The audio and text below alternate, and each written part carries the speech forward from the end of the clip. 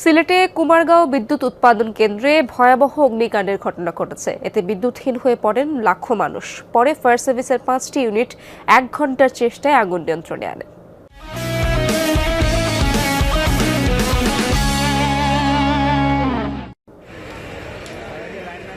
কিছু বুঝে ওঠার আগেই দাউ দাউ করে জ্বলে ওঠে সিলেটের সবচেয়ে বড় বিদ্যুৎ উৎপাদন কেন্দ্রটি। 33 কেভি বিদ্যুৎ লাইনের শর্ট সার্কিট থেকে আগুনের স্ফুলিঙ্গ নিচে পড়লে পরিত্যক্ত এয়ার ফিল্টারেই লেগে যায় আগুন।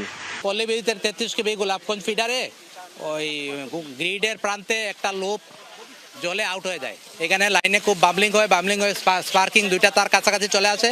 স্পার্কিং হয়ে ওখান থেকে আগুনের স্ফুলিঙ্গ এই ফর্মগুলার উপরে পড়ে যায়। ফর্মগুলা যেহেতু শুকনা ছিল, দীর্ঘদিন থেকে অনেক পড়ে আছে, এই ফর্মগুলাতে আগুন ধরার পর খুব তাড়াতাড়ি আগুনটা ছড়িয়ে যায়।